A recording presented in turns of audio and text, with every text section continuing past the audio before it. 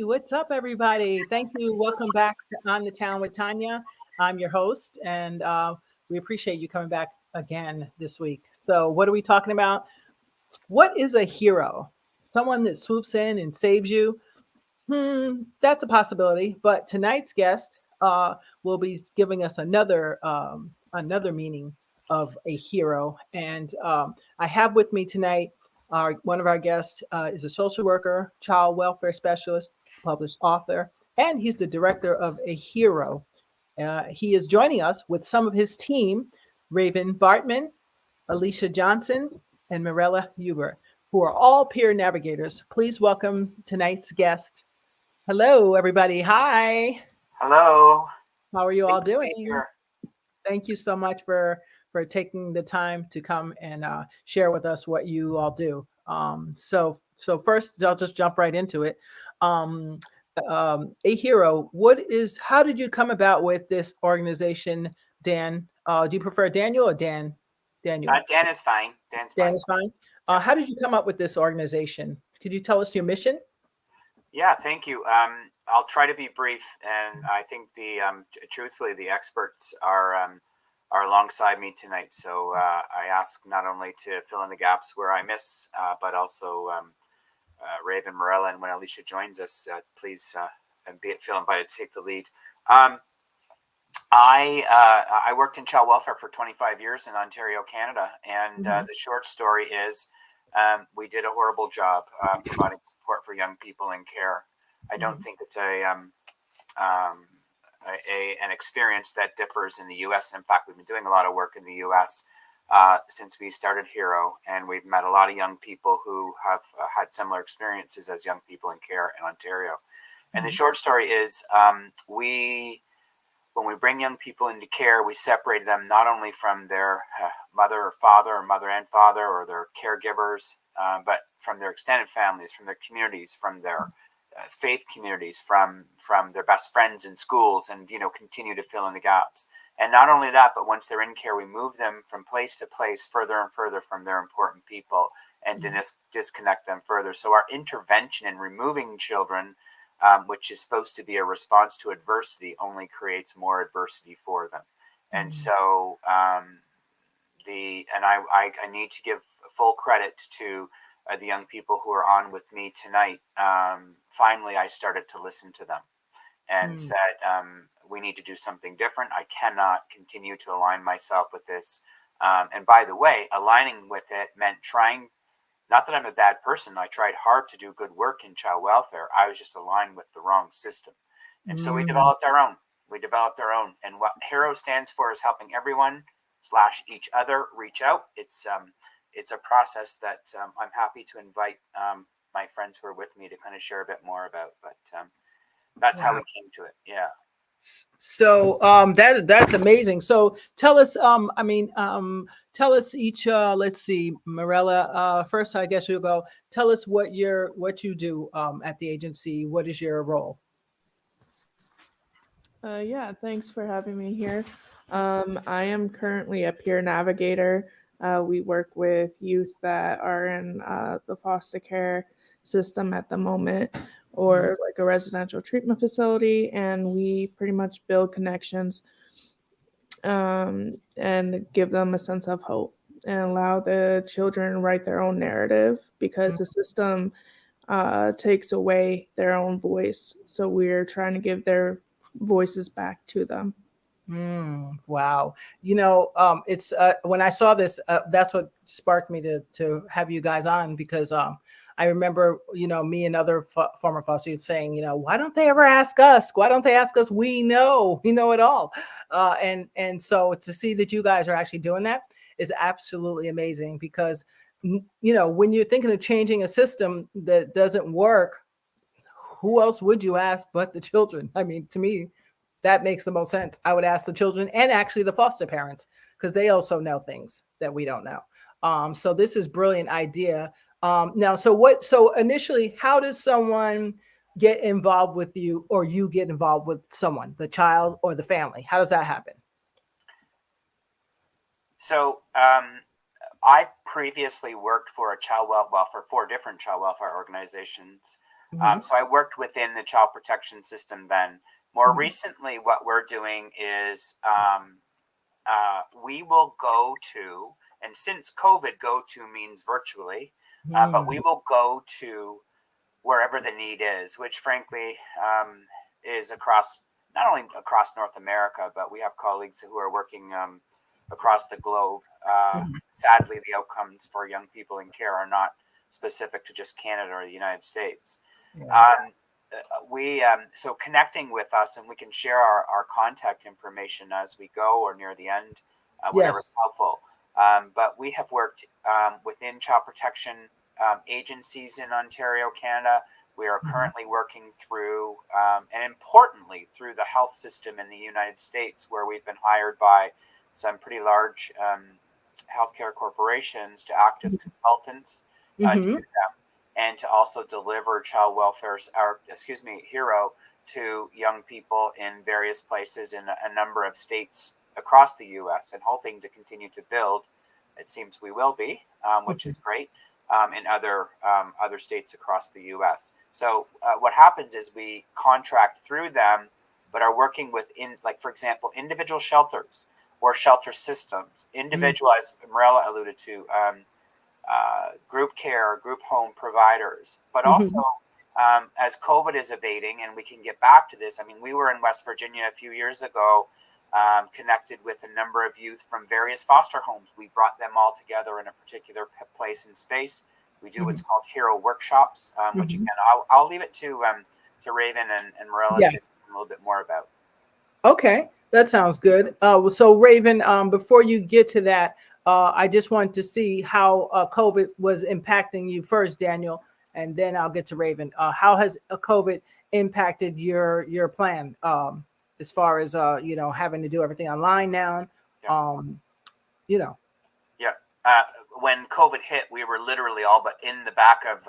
So we had at the time a contract with in West Virginia, and we Mhm. were ready to go. We were ready to jump in the back of the van and head back down. We were typically traveling to the place in space. We were Mhm. interfacing directly. We were delivering, and importantly, at the time, Raven and Alicia were kind of key players in directly providing the service to youth. Boom, COVID hit, and it was like, oh no, we can't convene kids anymore. We can't be in person or face to face anymore. And we started thinking, well, what can we do virtually? And it was Mhm. actually great, because the truth is that young people were still convened by the Right. system and convening. And so wherever they were together, we found them and went to them. And so we did that virtually. And what we added was an element of training the staff who were in the group settings, Mhm. partnering with them, and doing the relational work with them first, so that they understood, because we're asking the system to change.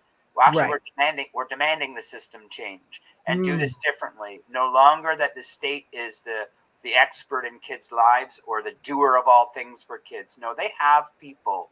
We need Right. to reconnect them and remember them in their families and their communities. And so we started training online the staff, getting them ready to go, and then they were our arms and legs on the ground. So we would deliver virtually, but where Mhm. we needed to interact or needed to do something physically with the kids, they would do it with them. So we've partnered with them. We're working now on a train the facilitator model, where we can get them up and running, and because there's only a few of us and lots of them. So that's the plan, is to make the reach greater.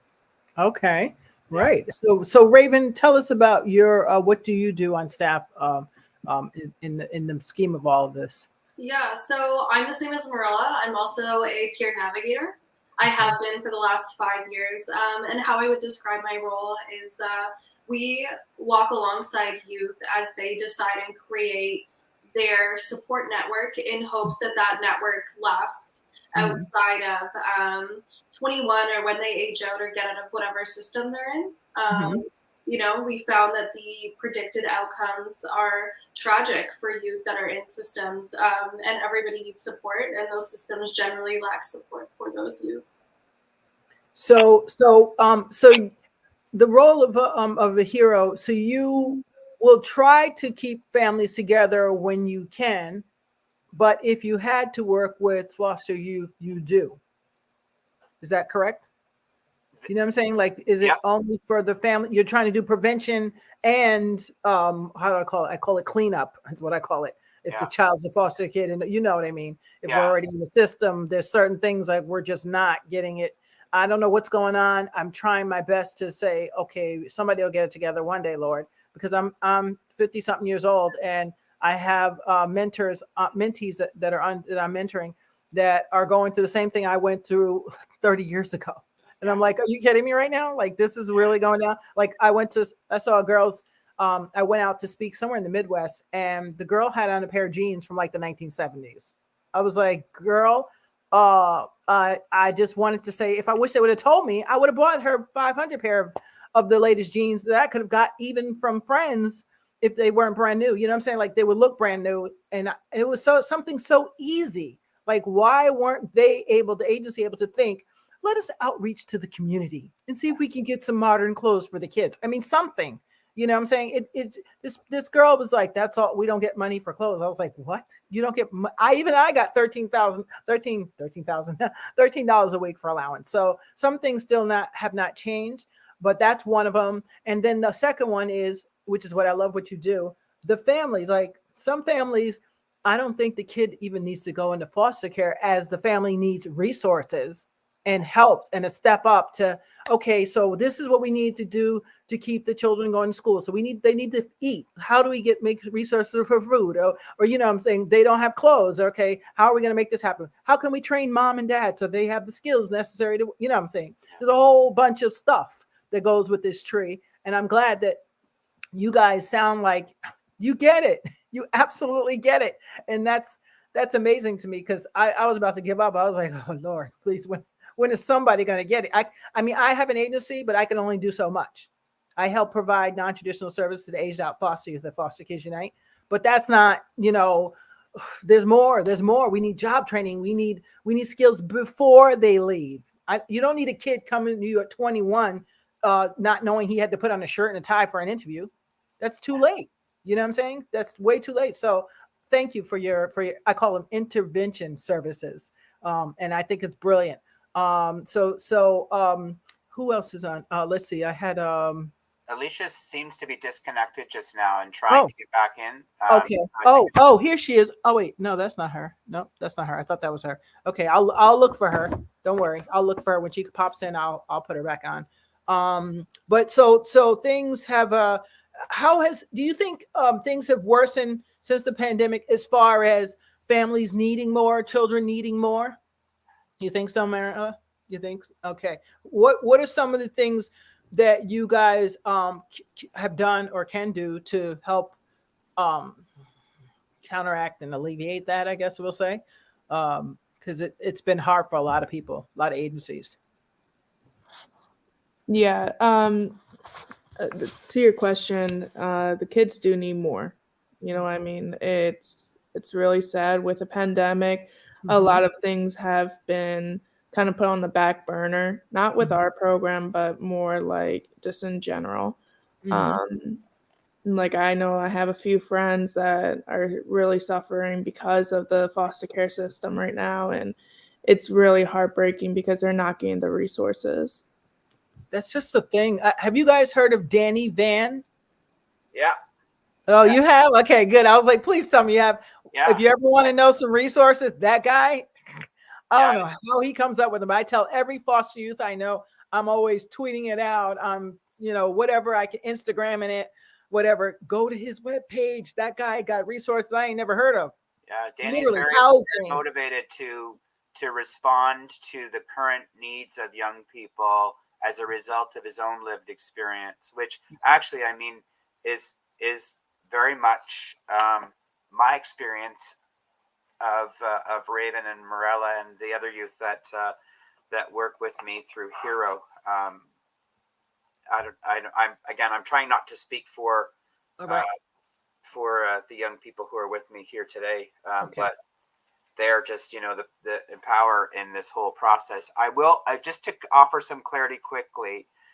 When we started doing this work with the longest served youth in care, and we did it, doing it means maybe actually, if you're okay with this, Raven, maybe you can talk a little bit about what Hero is, what the approach is, the workshops and the individual network meetings for young people, and what the goal is. If you're comfortable with that, Raven, are you all right with that? Yeah, I'll try and do it justice. Yeah, I was going to ask about that too. So that's great. Yeah, That's great. so Dan, just fill me in wherever you think need be. But so we work in systems, all different kinds of systems, and we invite youth, usually I want to say 15 to 21, in, and they come and do a 3-day process with us. We go over their important people, their past, different places that they've lived, some self-esteem work, and things like that through a 3-day process. So they identify who was important to them in their life. And we do this through kind of a life map. And during those 3 days, so they'll identify them, what their relationship or hope is. So whether that individual is an acquaintance or someone they have a conditional relationship with or unconditional relationship. And the hope is by day 3 that they have contacted those people that they have decided are their supports, in hopes that those people can meet them, and just kind of sit around them, talk about what can be celebrated, what their goals are, how those individuals can aid in achieving their goals, and what their commitment to that youth is. That is very clever. I really like that. And that, because I say, I wrote a book about some of my story, my foster care story. And people always say, how'd you do it? How'd you do it? And I said, I had resources. And they're like, okay, that's really helpful. But that's really how I did it. I mean, there's no other, God, of course, is always first, but for me, but really, I always had a resource. And that's really the difference between when I was homeless, it was because I didn't have a resource. And when I got off the streets, is because I had a resource. And that's everything. Everything who at a very given moment is a big difference. When I got attacked and I had to go in the hospital for like a month, I was stitches. Can't feel the side of my hand. Long story short, it's just randomly attacked in New York City. You know how New York City is. About 30 something years ago, a long time ago. Who would have expected that? I was modeling, I was making good money. I never expected anything to be different. I had never even heard of welfare at that point, or nothing at that point, until that happened. And I lost everything in literally 5 minutes. I had to think quick. Luckily I had some friends that I can couch surf with, but I did end up eventually going homeless. And homeless for me was not as bad as it could have been because I stayed away from drugs. But what about other people who don't have that, who have no contact? So for you to have them sit down and write out, okay, give me names, give me a few names, just a few. That's all I need. You don't need a big long list. You need a couple solid people. That's all you really need. That is brilliant. That is so brilliant. And I know I can value that. And I know where you're going with that, because it's everything.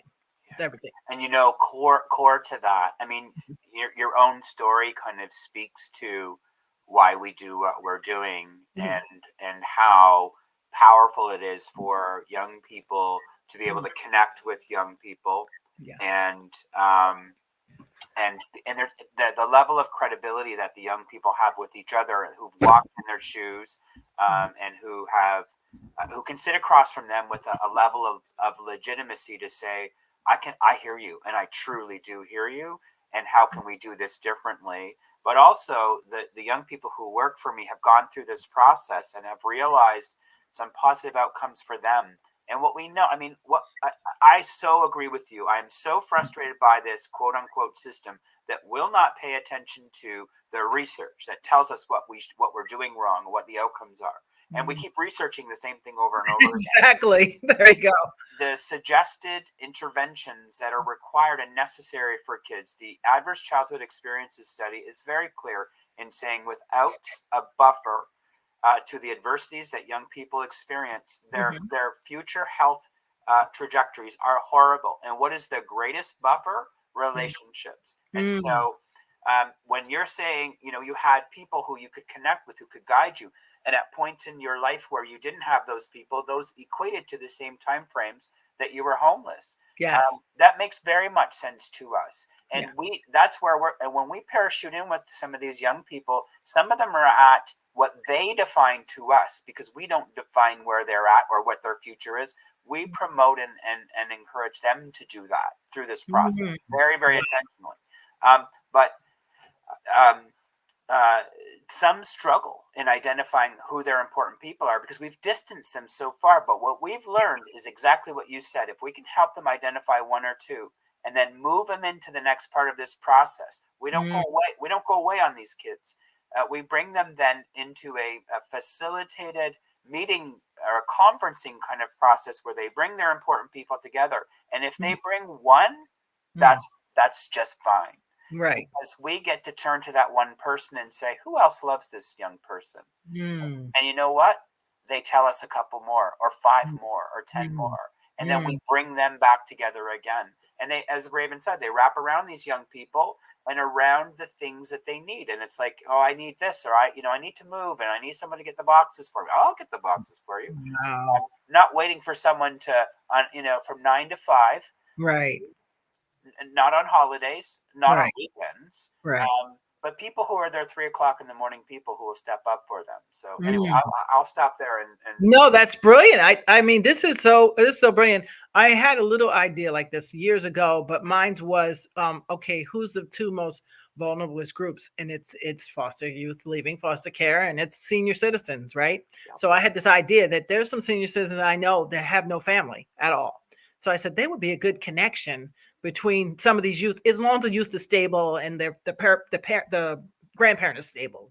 That's a very big key factor, because we can't have dysfunctional and alert. That would not work. So you know what I mean? If they were a good pair, that could actually work, because those are two groups that are very vulnerable when you're older, right? Correct. And then when you're younger and have no one. So if they could support each other, that would be interesting. But this is I think it's a brilliant model. I'm surprised it's not taken off, like a pair of Nike sneakers, because this is you're onto something. You are onto something for a new wave of foster care. Because to me, it should always, my mom, I think, my mother's an addict. She died of her addiction. But I really think if they would have intervened the first time, well, I was in twice. I went in at 3 years old, but then I went permanently at 5. But I still think that had she had other services, she probably would have came out of that whole drug fog. But it was just so depressing in the 60s. All the great people had been assassinated. Kennedy, Malcolm X, Dr. King, they were all assassinated. It's like, what hope do you possibly have? Jim Crow just finished. I mean, what was really going on? So I understand why someone like her would slip into whatever was out there. But people there's a lot of people like her I see now that I was like, if someone just gives her that extra support, she might come out of that drug fog, because she knows that there's other things and other ways, because no one wants to give away their babies. I mean, no one says, here, take them. I don't want them. No one really does that. When you have a baby for 9 months, that is your your pride and joy. And when we have to give up our kids, it's really something serious. I mean, serious. And if I can and I promise to my team who know I talk too much, just one thing I want to say in response to that is this. When we were doing this initially and we were seeing the outcomes with the young people that we were working with, I was first of all just elated, selfishly, like for myself. Why? Well, because I was rolling out of bed in the morning, and now I was going to something that energized me, and it made me feel good. And I really tuned into that. But the problem was, as I'm doing this work with young people who are in long-term care, and more importantly, as the young people are doing it with each other, I would turn left and there would be another one coming. And it was like, hold on, what is wrong here? And so just to differentiate, we also developed something called Adult Hero. And what it was if we can bring young people of like-lived experience together, these young, long-term in care, incredibly capable, driven young people who have so many barriers to put up, by the system. If they can do it, then why can't moms and dads? Right. And I thought, why can't we start bringing moms and dads who are alone? Because that's what you're talking about in your mom's experience. She was experiencing this alone and lonely and overwhelmed by the truths of her own life. And there are so many people in those circumstances. If we can bring them together in a non-judgmental way, meet them at their feet, meet them where they're at. Could we do this differently? And so we did that. We brought moms and dads together, and guess what happened? Their strengths just absolutely overwhelmed. And because they were able to come into this room and unveil themselves with people they could evolve a trust with because they were walking in the same shoes. And our job was to step aside. Our job was to get the heck out of their way and help them identify who were their people, who is important to them, and truly to honor what you just said, which is nobody wants to, be a mom or a dad who definably is looked at as having given away or given up on their children, because we know that's not the truth. Right. No, it's not the truth. It's our system that needs to resource what their needs are differently, and we need to recognize and support them within their networks of important people. And so that's what we do. So now we're working, primarily right now with young people through the virtual means we are, but we're talking again now that COVID has abated and we can bring moms and dads back together to resurrect the Adult Hero program, and we're going to. So we're going to run both at the same time. Oh, so the Adult Hero is different than the regular one. Yeah, Youth Hero. Youth Hero was, here's these young kids. They're going to leave care to loneliness, homelessness, poor health, struggles, and what we know from the research is a life of horrible health, and die 15 to 20 years earlier than the rest of the population. And so let's stop that. Let's try and not us. We don't stop it. We create the environment in which they together can do this together and can see their strengths and see they're not alone. And we just said, look, why can't moms and dads do that? And they can. Is the short story is they can. But these young people, to watch them do what they do and come together and evolve over the few days in the workshop and then move into their individual network meetings and reach out for this help is just, it's fascinating and so rewarding for us as well to watch them. Yeah. Wow, that is absolutely amazing. Well, we're going to go to a video break, and when I come back, I wanted to talk to you. I wanted to ask you this question. Well, you can answer when we come back. Are we as a society realizing the multifacetedness of mental and addictive health, and how is your agency addressing that? When we come back, we'll answer that. Okay, guys. So give me a second here. We're going to share the screen. Let's see. And there we go. All right, here we go. All right. 16, loading the mind, got a few friends with the rest behind, but guess that's just what happens, people change. Stressed out, but it's always fine, baby. Asking what she can't describe, baby. They're right, it'll all be fixed with age. Hey, you've been saying I'm dramatic. Sure, because I just don't want to talk.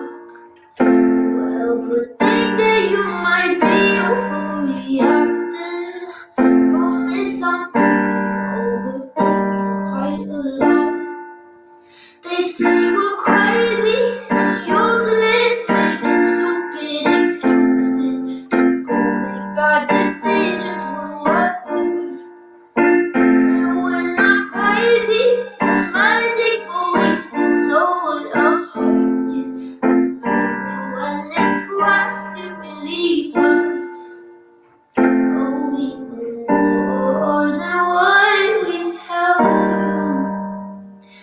Can always put into words, and we don't cry because we want to. We you'll assume it's because she's another 16-year-old.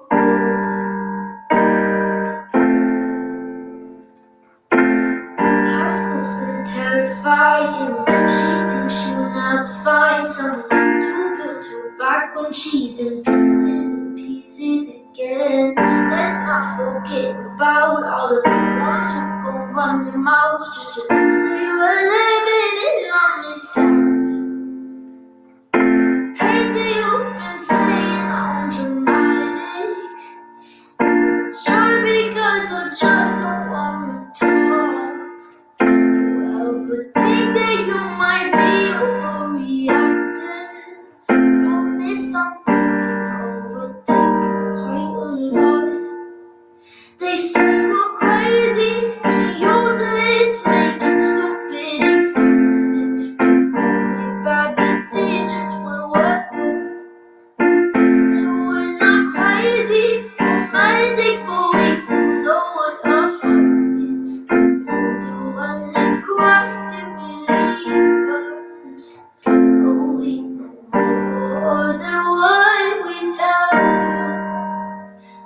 can always put it to words. And we don't cry because we want to.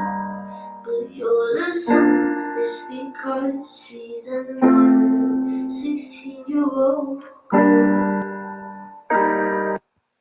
Hey, we are back. And who am I missing here? Let's see, who did I add? There we go. Sorry about that. We are back. And you were listening to, let's see, her name is Tate McRae. That's who original music by her. And so we are back here. You're watching On the Town. I'm your host, Tanya. And we are here with Raven and Daniel and Mirella, all from Aheero Agency. Guys, thanks for hanging with me. So I was saying that as a society, are we really realizing like there's so many levels to this, the mental health and addictive piece, when it comes to children being care or children not being, their needs not being met. How is your agency addressing that? Is it a specific thing or it just all happens to mesh in with everything you're doing? I would suggest a couple of things, and I invite Raven and Mirella to kind of fill any gaps that I miss.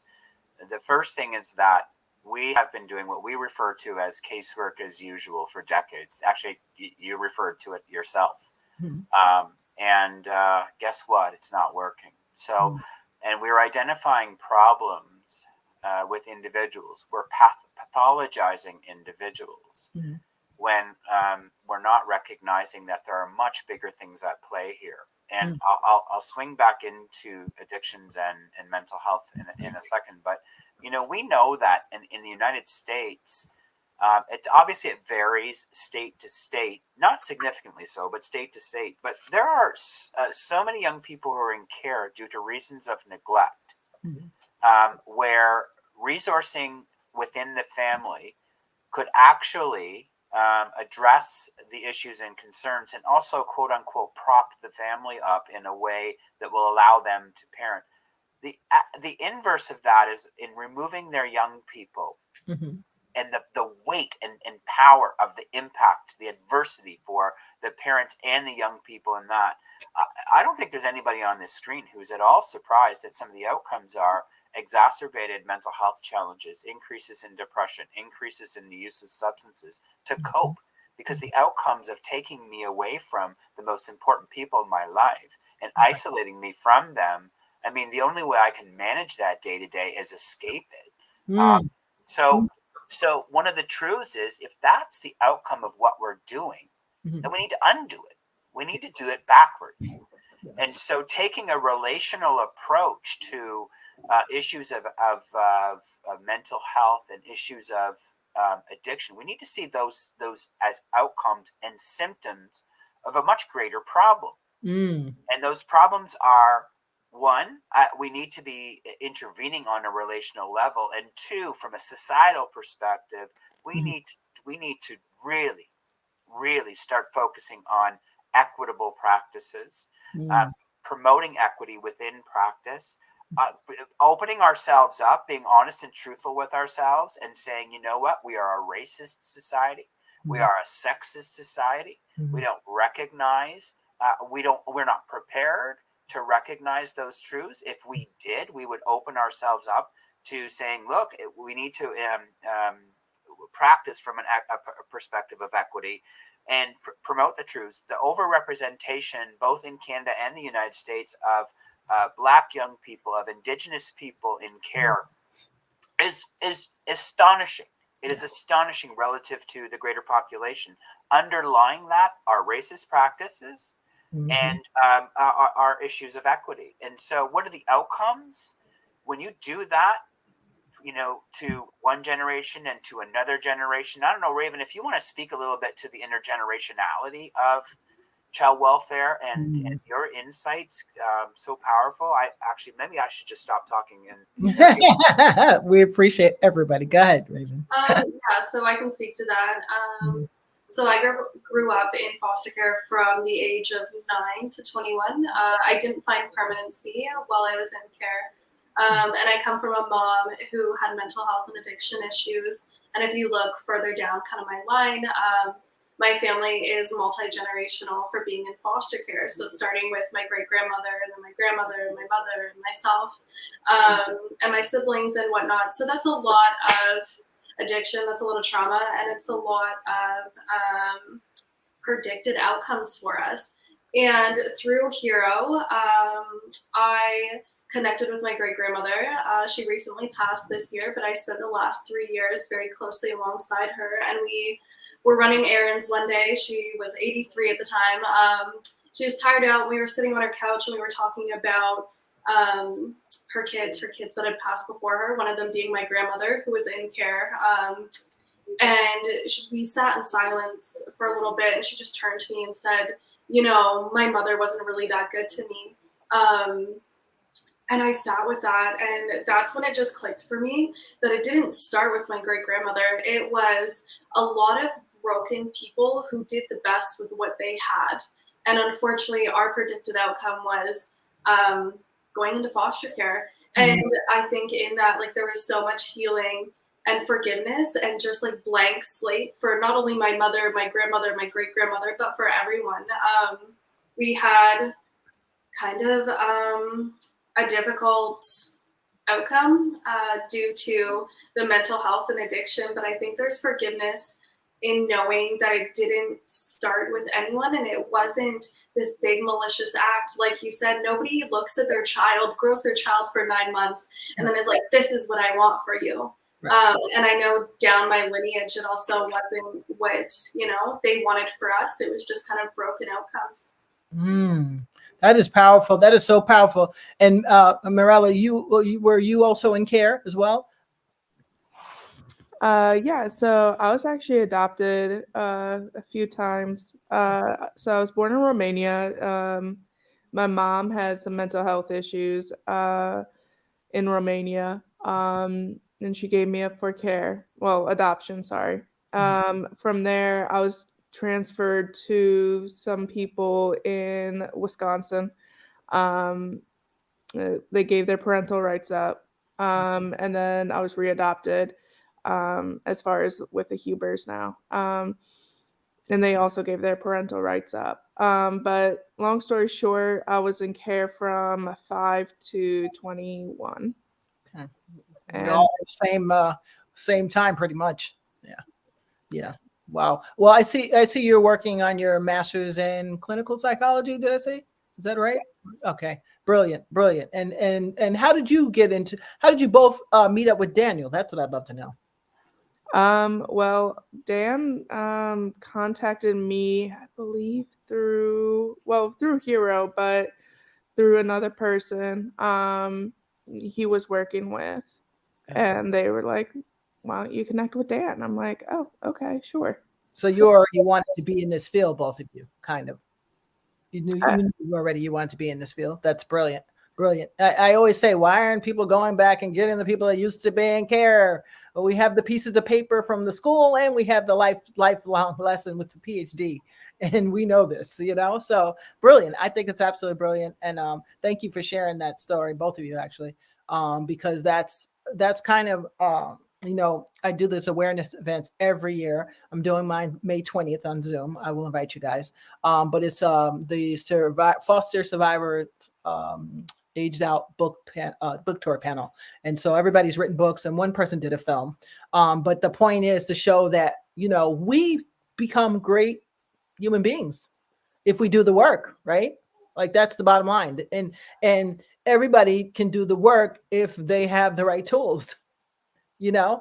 And so some of us pick them up later. Some of us get lucky while we're in care and may have a social worker that attaches to us and, you know, guides us. You know, some of us don't get lucky at all. And that's the ones we have to save because those are the ones that end up in the gang or in addiction or in homicide, suicide, you know, all the different things that turn out if they don't have, you know, the resources. So I appreciate what you guys are doing. And one other community, I was thinking about the homeless community. Do you work with the homeless shelters at all too? Or is that a little bit pinched different? Because I know foster kids come from all different aspects, the mental health, addiction, but I know homeless shelters is another entity, and that's usually meshed in with everything else. It is, in fact, child welfare, I'm sad to say, is the greatest feeder system to the homeless community. That's a truth, and that's proven worldwide, frankly. And in fact, where I started with this was I met these amazing folks in Phoenix, Arizona, who were trying to do work that was similar to this. And when I heard about it, me and a couple of colleagues went down to meet them and see what they were doing, and kind of brought the idea back to Canada. And the group that we met with were, in fact, a bunch of young people who were confronted with homelessness, who were working through a youth resource center that was in place to provide services to young people. And they were seeing that the services they were providing, while they were helpful on Tuesday when the kids came on Tuesday, Wednesday they still had the same needs. And so they said, well, what do they really need at the core of this? And what they needed was relationships. They're 3 o'clock in the morning people. So we came back, and me with some staff started to develop this process. And then, and I'm going to call Raven out again. Raven was one of, and probably the primary young person who came to us at the time and said, thank you.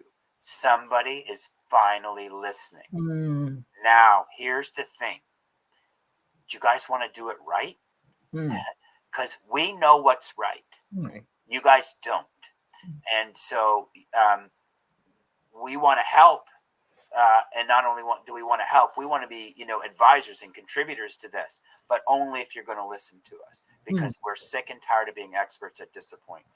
And so bring us in, hear our voice. And I think over time, I'm speaking to you directly, Raven. Raven has learned that her voice is so worthy of being heard. Raven coined something that is really a core to our work, and it's the work we do initially with young people, which is we take them and we try to help them shift together, and they help each other shift from a place of vulnerability to a place of courageousness, because they're worthy of different and better. And that totally encapsulates the work that we did.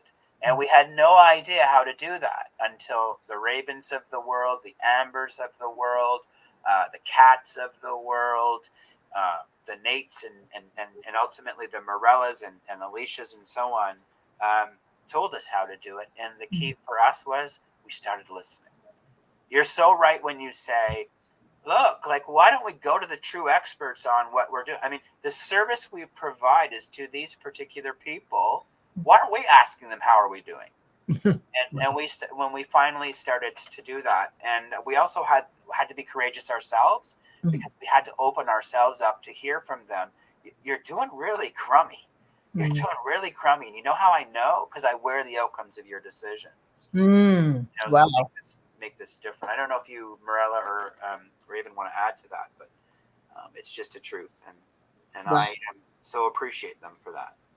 Well, I appreciate all you guys, because this is way more than I bargained for, and I'm so happy to hear that someone is doing that piece, which is getting to the core root of the problem and providing resources and self resources, because sometimes we don't know we're capable of doing stuff either without a push. So it's just brilliant all the way around. I'm hoping to see this model go everywhere.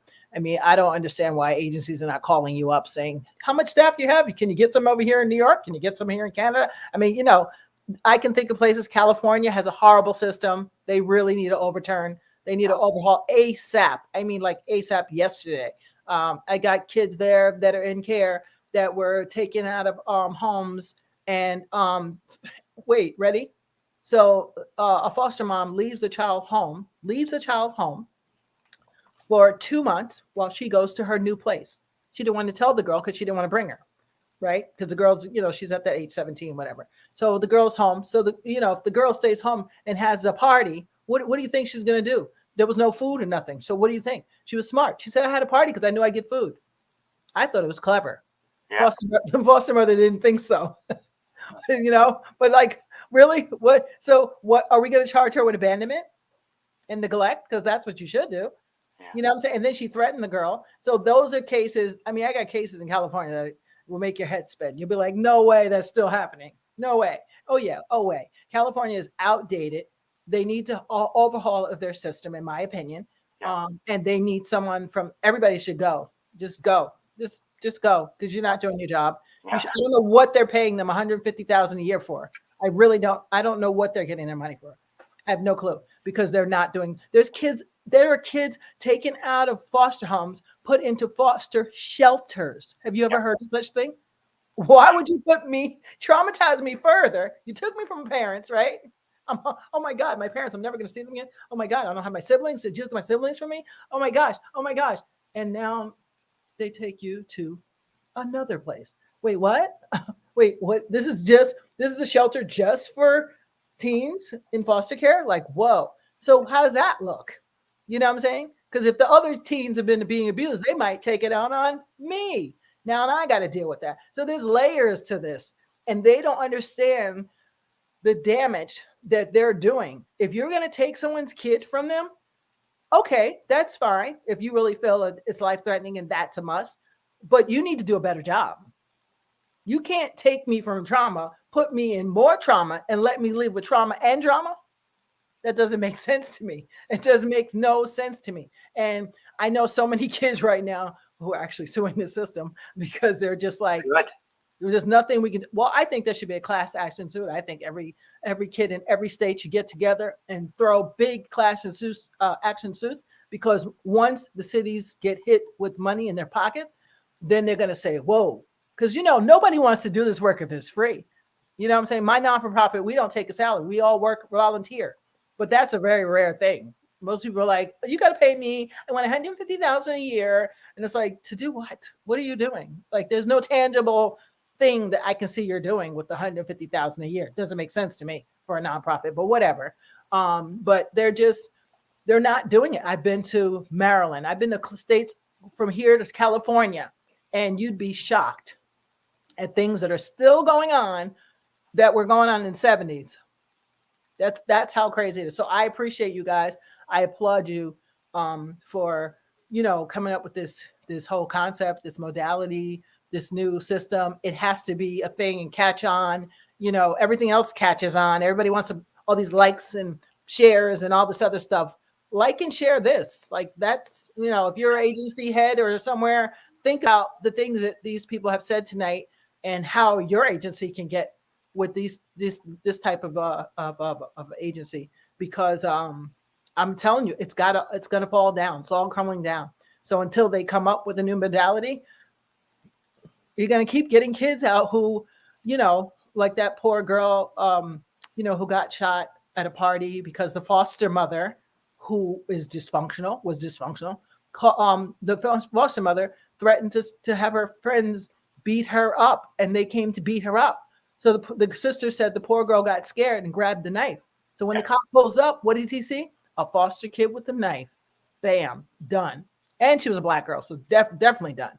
Yeah. No questions asked. You know what I'm saying? But why didn't somebody ping the foster mother? She should not have had any kids. She sounds way too immature for me. I'm gonna get you beat up. What? Who said? What mother says that? Yeah. You know what I'm saying? Those are the things that need to be addressed. And there's so much. My heart is bleeding right now because I know kids 17 years old living in a darn foster shelter. Yeah. 17, and they've moved around 30 times already. So you wonder why they don't finish school? Right. How could you finish school if you just moved 30 times? You barely get to know your math teacher, and then you got to switch. And the new school doesn't have that math program. Oh, I'm sorry. And then I got a new counselor. And then, these are the things I'm hearing. I have a lot of foster mentees that I work with. And I look and I say, God, you guys are resilient, because I don't know if I got lucky after my, I don't know, probably 8th place. I don't know. I finally stayed one place, but before I was 7, I was in a lot of different places. So I got lucky at 7 to be at one place and stay till I was 18. And in spite of me being abused from 9 to 15, I stayed there till I was 18, which was torture because I had to look at my abuser in the face all the time. even if he wasn't going to do it again. It was still a reminder. Thank you very much, foster care. I love you. So that was torturous. But then, my community, I'm lucky that I had them. I can't explain it. That's the one thing I can say is those people. I came back 20 years later when I had my kids, 30 years, whatever it is later, and they're still here. The community is still here, and they're still helpful. Yeah. So that's a resource. Yeah. That's the one piece that's missing. So what you're doing is brilliant. It's teaching them to get their own. This is your lifeboat. You got 5 wraps. Who are you going to give them to? I mean, 5 life jackets. Who are you going to give them to? Who are you going to give them to? That's the team. That's the team right there. If anything happens, this is the team, and that's brilliant because it makes it less stress on even, let's say, the agencies, right? Right. Because if we built your own resource, then that's great. It's a brilliant model and idea. So how do we, is this right? The website I put on there is how people will reach out, and how can the community help? What can the community do? Do they call places and say, we would like to see your hero program somewhere? Or what do we need to do? Go to your site and donate? What do they need to do? Actually, here I go. I'm jumping in. Do you guys have a response before I do my thing? Oh, Dan. I tried. Please jump in. Number one, I think you hit a couple of nails on the head. We need to build awareness. The greater community is oblivious to the child welfare system. And, we've been not only working. So the answer to your earlier question, do we work with young people who are in shelters the same way? Yep. And we go to them and we meet them at their feet. And if they're not having the best day, we stay with them at their feet till we can move forward at their pace. This is their life, and they can guide and dictate their lives. And some of them are ready and raring to go when we meet with them. And our hope, by the way, is to evolve young people in the communities where we go to, so that they can too carry this forward, like the Ravens and the Morellas and Alicias. That they can carry it forward. We want to build masses because there's 450, 500,000 kids in care in the U.S. And so the number that we would like to reach is about 450 to 500,000 kids, because they all deserve it. For us, we want to get the word out there about this. We want to help. So if organizations are interested to learn, we want to teach you. We want to teach you how to do it, and the way we do it is with you. We go shoulder to shoulder with you. We will train you in it. We will walk alongside you. We will run workshops with you with the youth, and we will support you in the third stage of this, when the youth are going into their individual network meetings and peer support meetings. Any way we can get our information out to the community so that people can learn about us, connect with us through our website. We're on Facebook. Please look us up on Facebook as well. Any way we can get the word out, I think we invite that. That's I think our best hope. By the way, we hope to be in California in August, mid-August. And we'll be scratching the surface, and hopefully being able to get involved in a way that's has impact. I believe in the work, otherwise I wouldn't be doing it. And a way that has impact, so that we can get to the greater system. But if there's a smaller entity that is, looking at, working with young people in or from care, we're happy to connect with you and educate you on what we call how to do differently, because these kids are worthy of different and better. So, I don't know, Raven, Morella, other thoughts? Yeah. Please. Any other thoughts, Miranda or Raven? How about this? What would you like to see for your growth in 5 years? What would you like to see changed? In 5 years, it's again, Raven, thoughts, Marilla? Yeah. Marilla, no? Can you hear me? Oh, they can hear me. There she goes. Oh, I'm sorry. Okay. Like Dan said, I think our system needs a huge change, and we want to be one of those changes for our youth, especially the little ones as well. I remember working with little ones, and it just hurt my heart to see them just crying for their mom. And I think we just need to do better and show them that we're there for them. Great. Great. You know, if I was to answer your question, I'd say this. And I don't think it's at all realistic in 5 years, but I don't care about what's realistic. We'll shoot for the stars and we'll land on the moon. So number one is the abolishment of child welfare as it is done today. It is wrong. Yes. It is backwards, and it is reactive and punitive. There's, and I don't know Joyce McMillan myself, but I've heard of Joyce's work. I want to shout out to Joyce. And she coined a phrase that I absolutely love. And we have the same thing in Ontario. It's called duty to report, that certain people have a duty to report when they're worried about kids. And Joyce said, no, let's change it from duty to report to duty to support. Our duty as a community should be to support young people and their families, and the way you do that is to support the families themselves. And don't pretend in any way that you're the expert on their lives. Support them in being experts in their own lives, and do that by supporting them within their network of important people.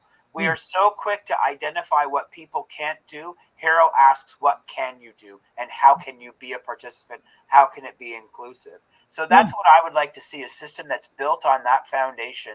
And I think we can do it. Frankly, I know we can do it. The resistances are, there's some reason that the system is ignoring the very things that you talked about. I can tell what it needs to do. It's a self-sustaining organism.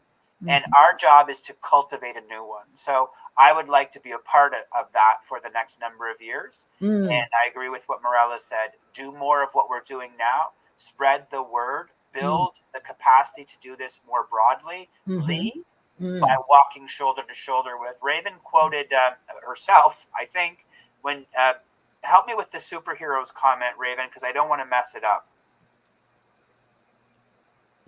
I think it was just kind of my take on working as a peer navigator in Aheero. We get to work alongside what I call real life superheroes, and that's our youth we work with. Like, they have been through so much adversity, but they are some of the most powerful, articulate, intelligent, resilient young people.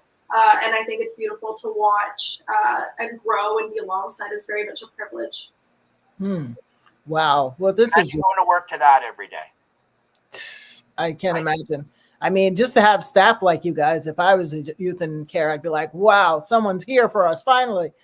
Just to hear you talk about and place them in your own empowerment and not knowing what to do for their lives, let them decide. That's just all brilliant stuff, because that's not usually how it works. It's like, here, come here. Not only am I take your kids, but I'm going to tell you what to do with your life. I'm going to tell you when to do it, how to do it, and what time to do it. And if you don't do this, then that won't happen. You know, it's all these series of bossiness, I call them.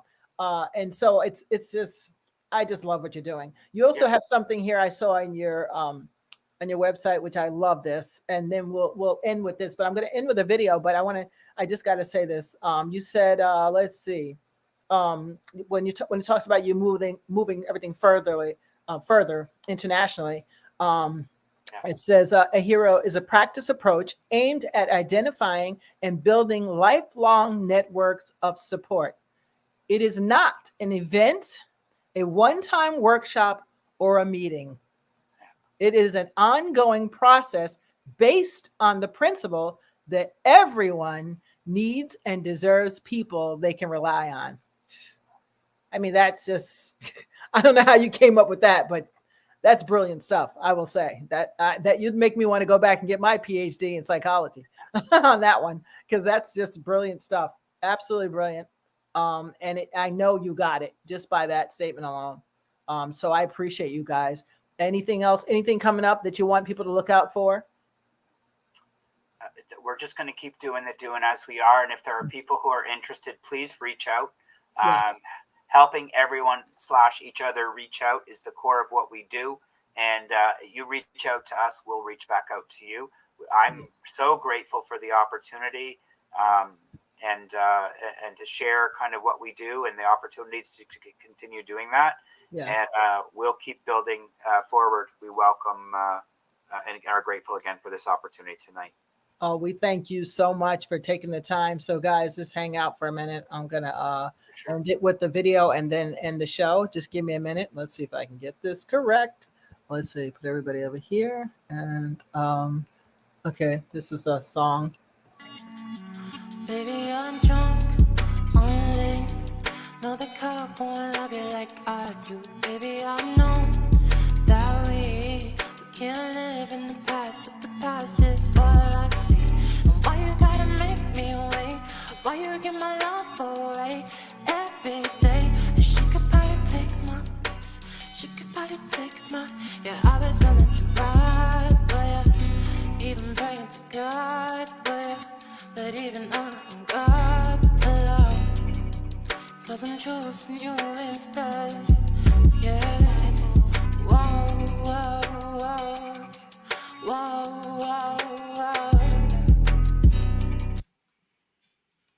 What's up, everybody watching on the town? We're back. That was Tatiana, the music, original music by Tatiana. So thank you so much, Raven and Morella and Daniel, for coming on and on the town with Tanya. We appreciate you so much. And if we can ever promote anything you're doing, please let us know. And keep me posted. And I'll send you an invite for May 20th, our online Zoom event for Foster Care Awareness Month. We have we give scholarships in honor of my brother who passed away, who grew up in foster care with me.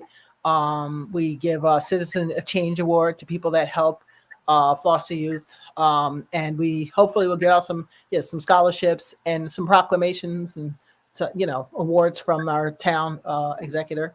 I said that wrong. Our executive, what do you call it? County executive. Thank you. I said it wrong. So hopefully, that'll be a fun event. It's usually fun. Online 6:30. I will invite you to that because I always say all of us groups have to link up. Yes. And eventually I'm hoping that someone makes an app that young foster youth that left or parents in need, whatever you want, they have their 311, 211, maybe we'll be 722. I don't know. But some kind of app where, I need resource. I need, this and it's all there. So not quite like there is a guy Sixto Cancel who has some kind of app for foster youth. Not that. This is different. Danny Van is the guy I need to talk to, and then some techies because I have an idea for an app for foster youth and for aged out foster youth and for foster parents. Like it's all together, and it just makes it more clickable because if you don't have a resource at that given moment, anything can happen. You can end up in sex trafficking. You can end up on drugs. You can end up with, being kidnapped. I mean, 500 things can happen in 1 second if you don't make the right decision. And so we need something that help us. They have phones now, which is nice for young people. They have phones. I didn't know this, but they've been giving out phones to foster youth through iFoster. Yeah. I love them. I think that was the brilliantest idea ever because we all need to be connected to somebody, right? Even if the kids want to be silly on it and make crazy texts, whatever, that's what they do. But they need that connection. And I'm so happy to know that there's some kid who normally would not be able to afford a phone can get it through iFoster. So that's why we have to all link up and connect up. If we know people that are doing good in this industry, we have to support them. We have to, because we have to show the other people how things need to be done. That's the bottom line. So I appreciate you. And any of you are welcome back anytime. For anything that you have going on in the future, just always reach out to me and I got you. And thank you so much. Thank you. Any last words before we head out? Thank you for having us. We appreciate it. Thank you. And thank you, Daniel. Just hang out a minute and I'll end the show with this. My viewers out there, thank you very much for watching. I see you out there, Anthony, Grandma, Joe, John. I see you guys. And thank you so much for taking the time to watch. Please like and share, because nobody can get the word if you don't share. It's not about me. I could care less about me. It's about the message. Remember that. All right. Thank you. Bye. Oh, who's that? Wait a minute before I say goodbye. Oh, thank you. Thank you, Emma. Appreciate you. So yeah, Emma always throws that last minute thing in there and I have to check and make sure I didn't miss nothing. But thank you guys. And we'll see you next week. Bye. Hang out, guys.